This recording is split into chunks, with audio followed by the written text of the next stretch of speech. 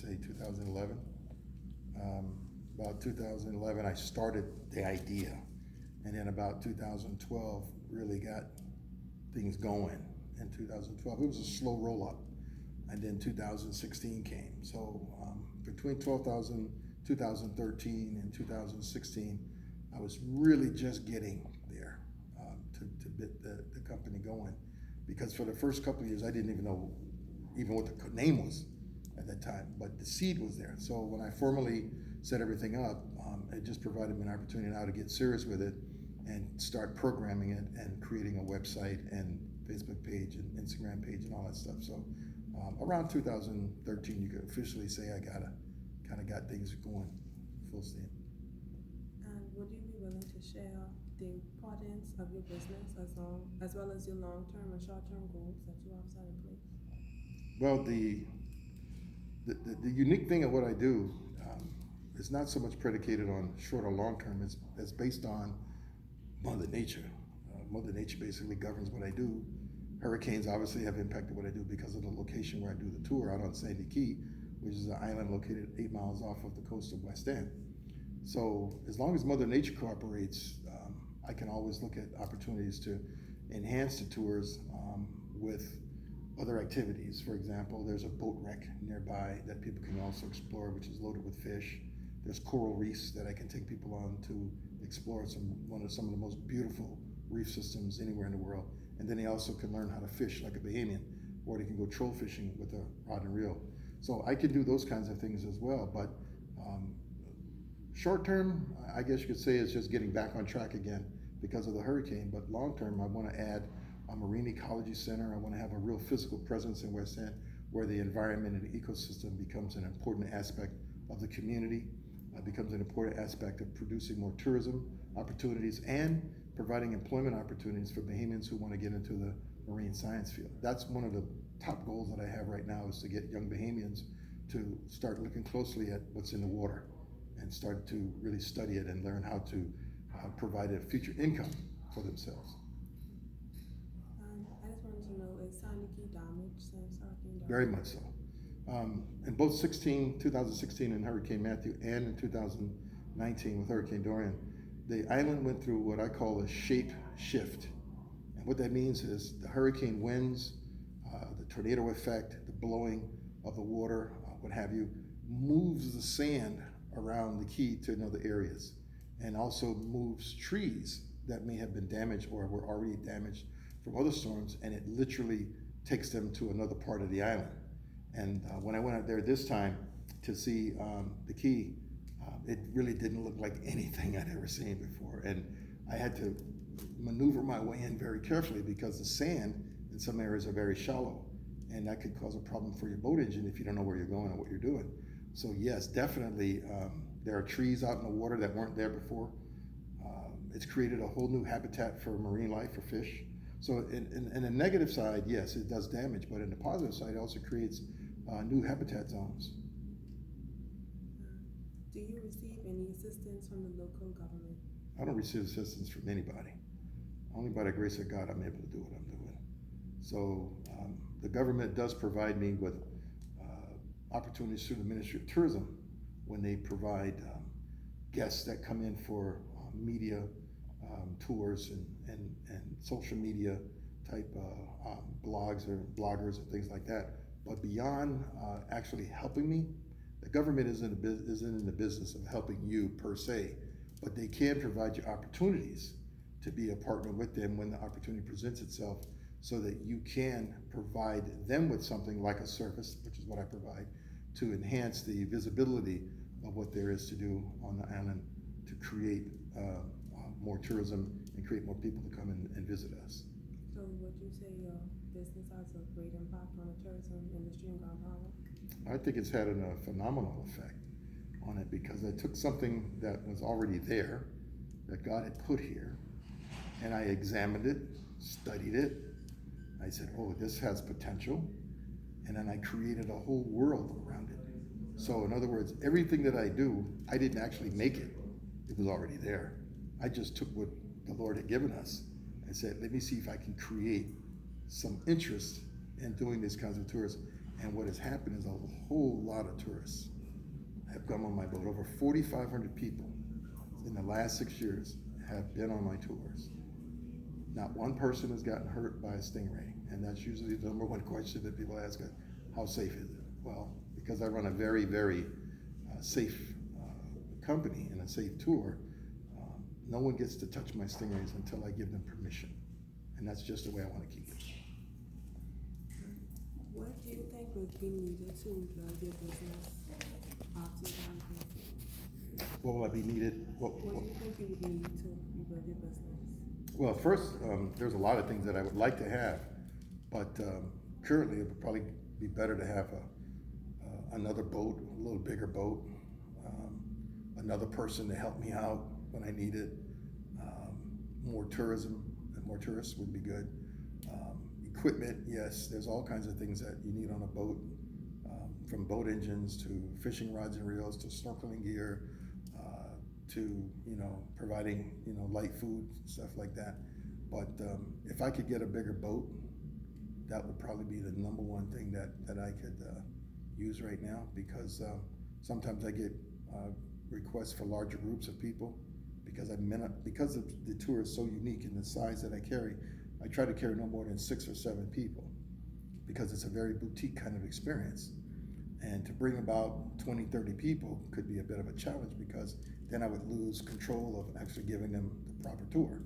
And because people like the intimacy of what I do, I try to keep it very special for the families and for the guests that come out there, so that they have a real one-on-one experience with me and they can walk away going, that was great. And that's the idea. I heard you mention that you would need more tourists to give it. How would you suppose that happen? Like, what do you think? Well, without going into a negative phase, get rid of the high cost of landing here. And that's something that's going to really bring tourism back. I know that there's a lot of forces in place that can't fix that right now, but that is the one remedy. Beyond everything else that we can talk about today, bringing the cost to land a plane here and the cost of charging passengers to land here has to be the biggest redemption that we need right now. And without that, tourism will suffer. I don't care how many cruise ships you bring in here. I don't care how many cruise passengers you bring in here. It could never equate to the value of a tourist that flies in, stays for a week or two, spends their money locally, versus a cruise passenger who will get back on the ship and leave and go to the next port. It just doesn't make sense to go after the cruise business when the cruise business is only helping one entity and not the whole island. Do you think the rebuilding of the airport, the international airport, will help as well?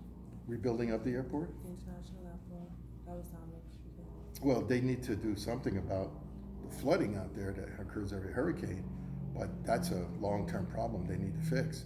What they need to do is have more than one airport on the island, so that when the likely event, a hurricane, does come again, and it will, that we don't shut down the whole capacity to bring people in and out of the country in the one airport that everybody has to use. So opening up airports in the west end or even the east end of the island is going to be critical to the survival of tourism on this country and this island and throughout the entire Bahamas. You have to have more than one airport here. And open it up to international flights. That's going to be the key to getting more tourism in this island, because people have private planes that fly in. You have more charters, you have more opportunities for commercial airlines to come in, and that's truly what we need. We need that. That's the answer to everyone's problem, in my opinion. Of course, fixing up the tourism product and fixing up the service issues is another challenge, but getting people here, that's the biggest challenge we face with right now. So the next question would be, what do you think is needed to rebuild the tourism industry? We need to revamp the whole island. We need to start from the very top and reach down to the very bottom to bring the level of service. We have a very poor customer service image, and that has to be fixed, because you could spin your wheels bringing all kinds of people here, but if the service is bad, they're not going to come back.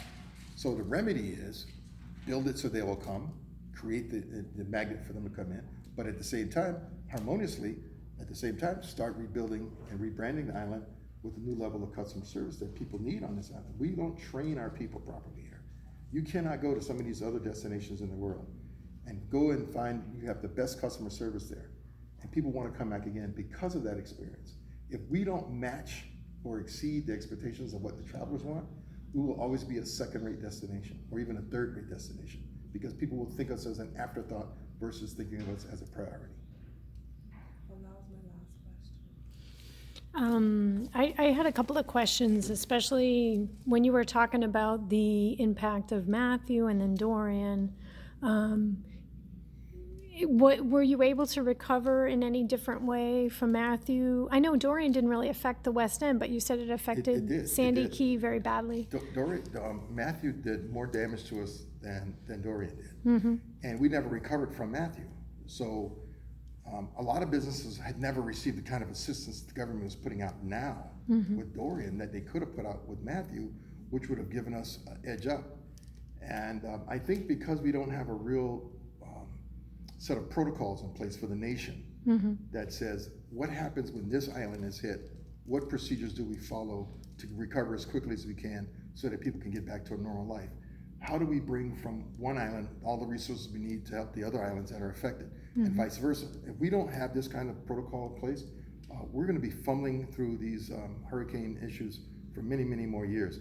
And I think now, hopefully, this one was a wake-up call that the government and all of the powers that be can see the wisdom of us trying to come up with a comprehensive plan that creates a very sound and mindful set of procedures that we need to follow in order to protect everyone's investment and everyone's homes and even our lives, more importantly. But if we don't have these things right now, and everybody's like running around when a hurricane is in effect and don't know what the left hand is doing or the right hand is doing, it can become a nightmare. And we saw it.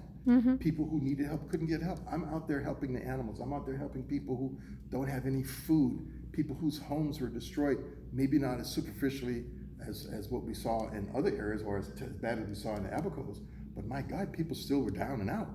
So what do you do with the voters? Do you abandon them and say they're not important or they're insignificant? You can't do that. You can't throw away the rest of the humans that are trying to survive because you have a catastrophic disaster in one or more areas of Bahama. So I think that we've got a great opportunity here to turn this all around. If the powers that be and the leaders of this country decide they want to do it, it can be done. And yeah, I was concerned about, I evacuated the island because I'm from Puerto Rico and we suffered through Maria. And most of the deaths of Maria, we had 3,646 deaths attributed to this storm. And the far majority of them were after the storm because of flooding, because of lack of electricity, because of diseases and all these kind of things, and lack of water, actually. Essential services is critical in the aftermath of a hurricane. Exactly. And the inability to respond to it because of the widespread destruction. That's right. You know, and Puerto Rico's a big island. It really is. Very big. I've been to Puerto Rico. I know what you mean. Yeah, and I mean, it's not as big as Hispaniola or Cuba, but it's pretty big. That's right. And, oops. And my point was just to try to make connections between, like you said, the fact that, you know, you have to be ready for this wide scale because the storms are getting bigger. And it seems like our preparations just haven't been upgrading as the storms are upgrading. Right, we haven't kept pace. We're not with the keeping intensity pace. of these storms, and because of the magnitude of them. Suppose the next storm is a 200-mile-an-hour storm. Right. Who in Christ's earth going to be able to survive that? I don't think you're going to have anything left if you get a storm. And for me, it's a matter of warning and information because of our experience with Maria. Once I saw the evacuation of Florida, they evacuated 3 million people in the United States for Dorian. Do you know that? I know. And for me, it was a no-brainer to leave the island. Now, of course, I have no family. I don't have a home here. You know what I mean? It's easy for me to jump on a plane. That's right. But at the same time, tourists, you know, like connecting it back to the business end, and a lot of people here are foreign residents and buying homes.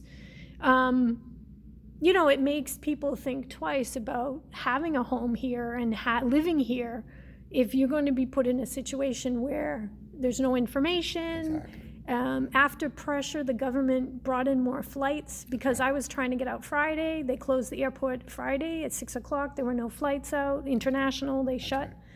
So again, it ties, I mean, obviously for me, the residents are more important than tourists, but at the same time, you do have these foreigners. That's right. You do have more than, how do we have business people, especially people in tourism, is that their concern too? Like, how can we make sure we have an emergency plan that takes into account that we can guarantee security and safety for That's exactly right. our tourists Exactly.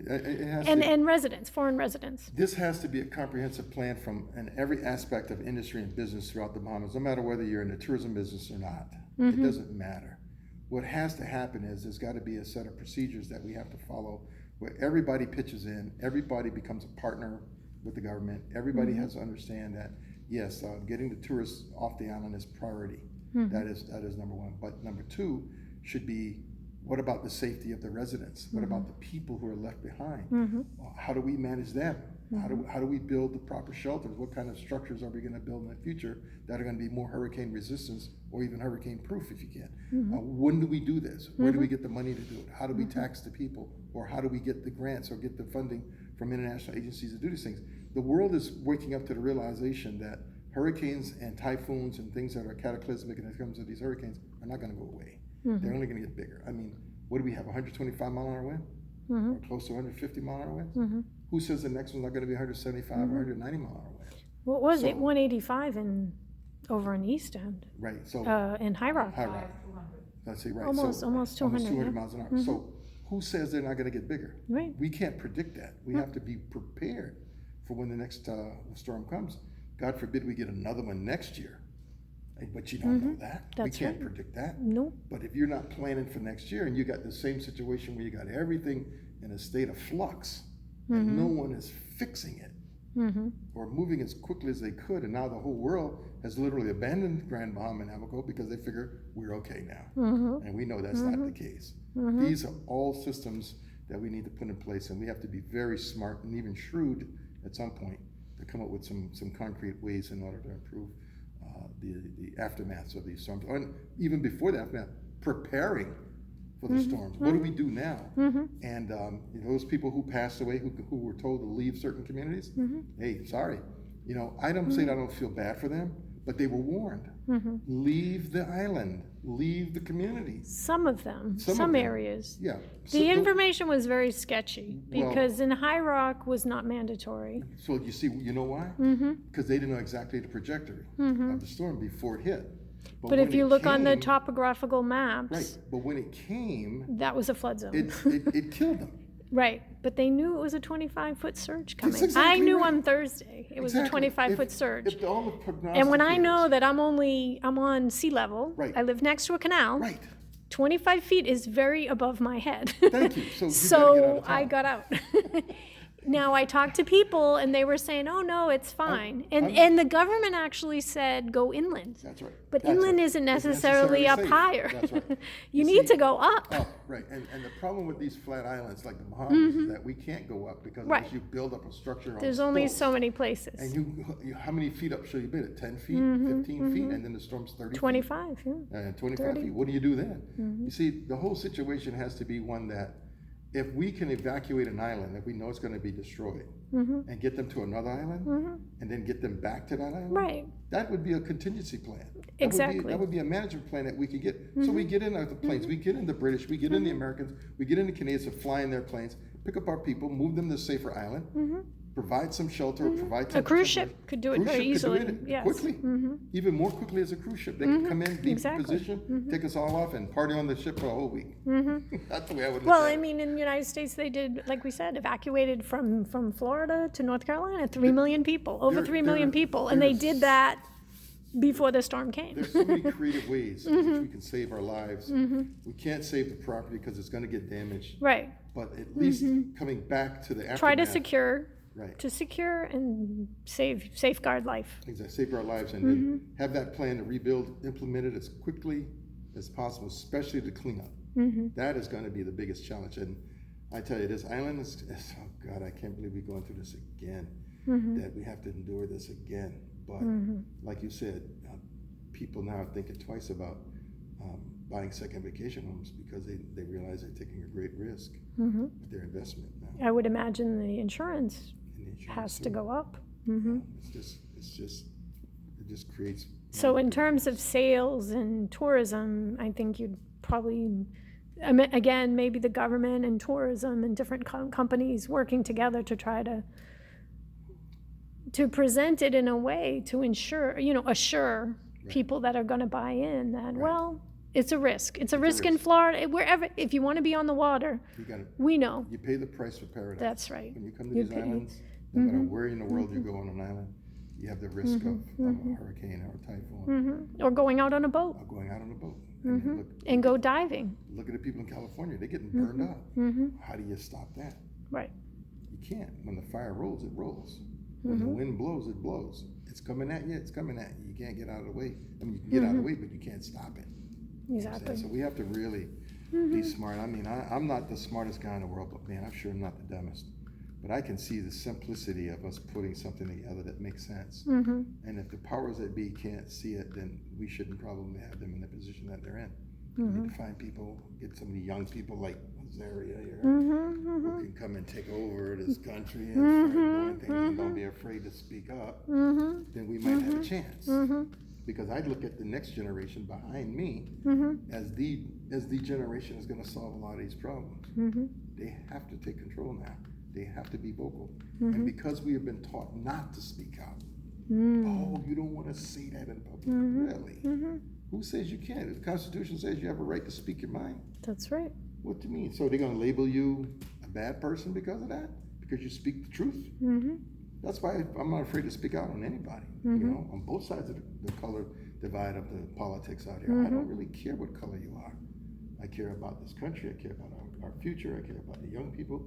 I care about the animals. I care about us having sustainability that we The can future. For future Exactly. generations. That's what I care about. And I think when we see how competitive is out there, to me, to try to convey that to young people, like the world is a very tough place now. Really the competition is immense. It really is. And especially in tourism.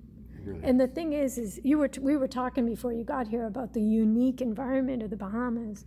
And I told her, I'm from Puerto Rico. I've traveled to the Caribbean, but there's nothing like the Bahamas. It is a very different ecosystem. We have a very And unique, it's so amazing. Yeah, we have one of the most unique island chains in the world. When you look at its geographic location, you look at its proximity to the United States, you look at the kinds of islands that we have, not one of them are the same. I know. It's such a diversity. And is there any threat to the coral reefs? They've been talking about the bleaching and the acidification and the warming. The global warming and the overfishing and the taking away of certain species of fish is going to have a very harmful effect on our sustainability when it comes to seafood, especially with conch, lobster, snappers, other species of sea life, stone crabs. Grouper. The grouper, especially the grouper. Now we're in a closed season now, grouper, so you can't touch it, but guess what? People are going to catch them anyway. Then what happens? When they go to spawn and there's not enough of them to spawn, then the population is going to decrease. And plus with the poaching from other countries is another big issue that the government has addressed, and I'm glad they're doing something about that. But when it comes to our own people, we have to be our own best managers of our natural resources. We cannot allow people to just take unlimited supplies of anything anymore. It just has to be a quota, okay? Even for Bahamians to say, look, you only could take so many conch a day. Why? Because we need those conch to mate, and those conch can only reproduce every 5 years. So if you can't reproduce once until every 5 years, then the chances are those conch that are coming out of water never reproduced. Now what happens? They're gone. They're gone. So when the we don't have them in Puerto Rico. That's right. See? We used to. You used to, right? Because They're everybody gone. ate them up. They ate them into non-existence. Yeah, they ate everything. That's what's going to We happen. don't have any fish. No, it's not funny, but No, it's true. Jamaica does the same We way. Jamaica import used to have fish. conch. Everyone used to have conch. Right, everybody, but the It's gone. populations grew, the cultures grew, the people became more demanding for more seafood. And now look, we have the best waters in the world to create aquaculture and to create onshore farms. But we're not investing in that. We're not investing into our education and into those areas. We're not investing into young people. We're not investing into entrepreneurs in those areas because we can grow fish. Believe it or not, we can grow aquaculture. fish, and put them back into the ocean. Why? Because those fish are going to become game fish again, wild fish. So if we stock the ocean with more fish, let's see how many of them get caught. Mm-hmm. But if you keep putting them back and keep putting them back, it's going to continue to perpetuate the growth of more fish. Mm-hmm. Because they're going to go right back to doing what they do best. That is recycling every full moon, coming in, mating and doing whatever, doing their dance and creating more fish. But we really have to protect our natural resources. West End is really overfished. Wow. It truly It's so is. close to Florida. Yeah, and not only that, the Bahamians are killing. I see people bring in 300 conch in one time. Wow. 300. That means 90% of those conch probably never reproduce. Wow. You bring in that every day on 4 and 5 or even 10 boats. You got 3,000 conch a day. When does it end? You see? How not much enough. conch can we eat before we decide enough already? Is there any exporting of conch here, or is it They're- limited? They have been doing a lot of it, but I think the government is about ready to put some moratoriums down on and to mandate how much can be exported now because of the demand locally within the Bahamas has become so critical now that other countries that want the conch won't be able to get as much of it as they used to. And the same with the lobsters. Some of the best fisheries management I've ever seen in the Bahamas is in Eleuthero, in Spanish Wells, Okay. because the fishermen there, the families there have some very lucrative contracts with Red Lobster to provide our crawfish to one of the major companies in the United States who has a global presence. So if we're a wealthy nation of natural resources, why can't we create these opportunities on other islands where we manage our fisheries and create the export demand for it and still supply our own local demand? You see, and now you've got money coming in that you never had before. Now the country starts to develop, and now things get better for a lot of people, and you get a higher quality of education, you get better homes built, you get all kinds of things built. But no one saw the long term. No one saw any of this coming, and that's been probably the biggest problem, is that our vision. And you know, in the Bible it says, where there's lack of vision, the people perish. We are perishing. We're just doing it very slowly. Yeah, that takes real long-term planning, and like you said, cooperation between the government, the policies. And international And too. all You have to that. get international agencies involved in this whole process. There's a lot of programs out of the United Nations, the International Development Banks, the IMF, the International Monetary Fund, all these groups of people who have this world global wealth. These are the groups that can bring some type of assistance to these what we call small island developing states, the SIDS, and that's what we are.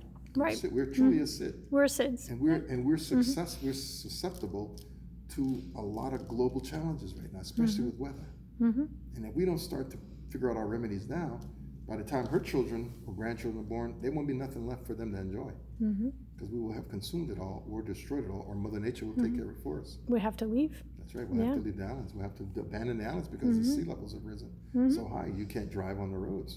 Look at West End. It's a good example. I've seen the water rise since I've been there.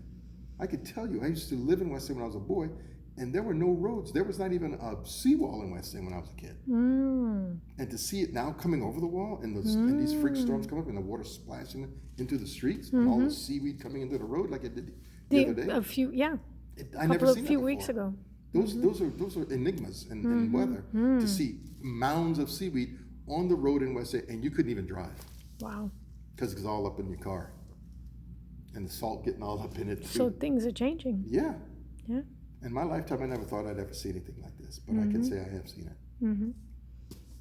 Yeah, another question. Did you come up? You do?